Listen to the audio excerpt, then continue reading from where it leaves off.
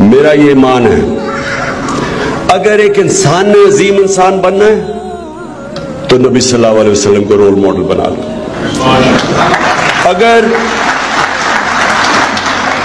اگر ایک قوم نے عظیم بننا ہے تو مدینہ کی ریاست کے اصولوں پہ چل جاؤ. کیونکہ یہ میں اس لیے کہہ رہا ہوں کہ یہ تو دنیا میں ثابت ہو گیا ہے. جو بھی لوگ نبی صلی اللہ علیہ وسلم کے ارد گرد تھے سب عظیم لوگ بن گئے. سارے ان کے صحابہ وہ شروع میں تو عظیم نہیں تھے, ان کو دیکھ دیکھ کے لیڈر بن گئے سب.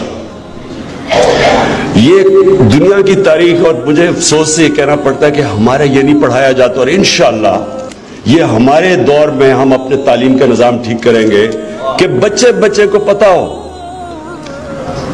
ہر بچے کو پتا ہو کہ انہوں نے کس طرح ایک معاشرے کو تبدیل کیا. اور وہ سارا معاشرہ جن کو عرب تھے ریگستان میں رہنے والے, دو سپر پاورز, ایک طرف رومن ایمپائر دوسری طرف پرشین ایمپائر, ان کی تو حیثیت ہی کوئی نہیں تھی. دیکھتے دیکھتے یہ لوگ, اور دیکھتے دیکھتے بھی آج کل کی دنیا میں تو دنیا تیز چلتی ہے, اس زمانے میں تو اونٹ پہ سفر ہوتا تھا. اب یہ سوچیں کہ یہ ایک معجزہ ہے کہ ان کے نبی صلی اللہ علیہ وسلم کے دنیا سے پردہ کرنے کے بعد 6 سالوں کے اندر دونوں سپر پاورز گھٹنے ٹیک گئی, وہ ان عربوں کے اوپر جن کی حیثیت ہی کوئی نہیں تھی. تو اس کو ہم نے سٹڈی کرنا ہے اور اپنے نوجوانوں کو بتانا ہے, بچوں کو بتانا ہے, اسکولوں میں بتانا ہے. یہ فینومینا کو سٹڈی کریں. یہ ہم اس کو نہیں سٹڈی کرتے, ہم اس کو صرف جمعے کے خطبے میں ہم سن لیتے ہیں. یہ ہمارے بچوں کو نہیں پتا اس چیز کا. یہ تاریخ کا حصہ ہے. ہمارے نبی صلی اللہ علیہ وسلم کی زندگی تاریخ کا حصہ ہے. ہمیں پتا ہے کب پیدا ہوئے, کب ہجرت کی, ہمیں سب پتا ہے کب جنگ بدر تھی, احد, خندق, یہ سب یہ تاریخ کا حصہ ہے. کوئی اور پیغمبر کی زندگی تاریخ کا حصہ اس طرح نہیں ہے. اس لیے ہم سٹڈی کر سکتے ہیں.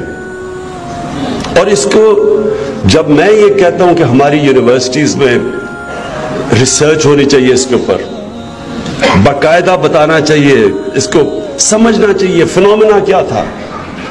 یہ تاریخ کا حصہ ہے کہ وہ جو مدینہ کی ریاست تھی اس کے اوپر 1000 سال تک مسلمان دنیا کی سب سے عظیم قوم بنے رہے.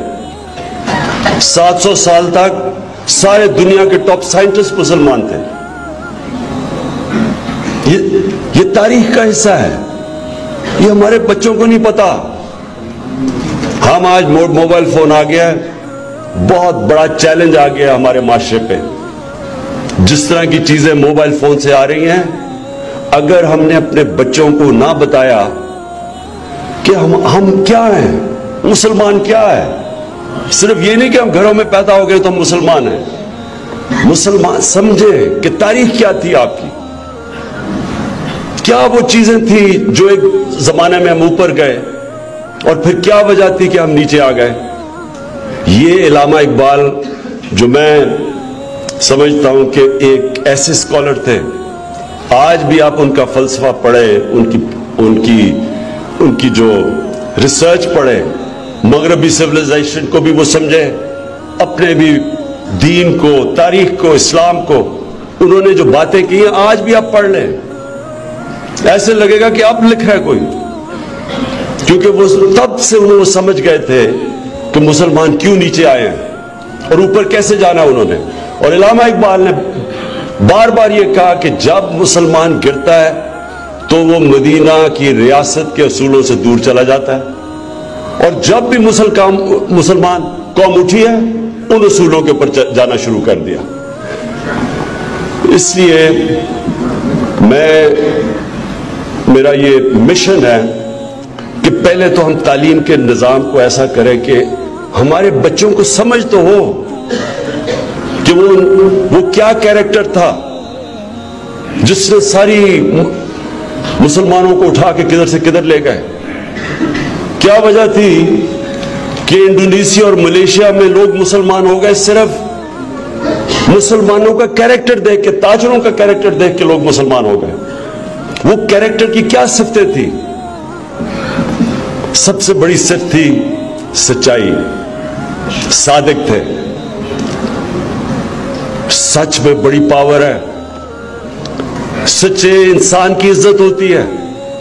आप आजमा के देख लें, अरबोपति झूठा होगा, उसकी कोई इज्जत नहीं करेगा। गरीब आदमी सच बोलने वाला होगा, उसकी इज्जत होगी। सच इंसान को ताकत देता है। नबी सल्लल्लाहु अलैहि वसल्लम के पास एक दफा आया एक कुरैश, कहता जी मेरी उम्र इतनी हो गई है, मैं अब अपनी आदतें नहीं बदल सकता, मुझे एक चीज बताओ कि मैं मुसलमान हो जाऊं और अपनी आदतें भी रखूं। उन्होंने कहा सच बोला करो, सच की पावर है।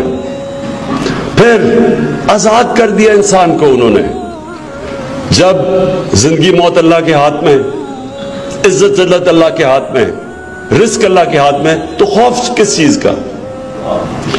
ये जो आजादी इंसान को मिलती है, ये चीज एक इंसान को बड़ा इंसान बनाती है। नबी सल्लल्लाहु अलैहि वसल्लम को दुनिया की जाने के बाद दुनिया की तारीख में इतने ज्यादा अजीम लोग इतने छोटे वक्त में नहीं आए। तारीख स्टडी कर लें।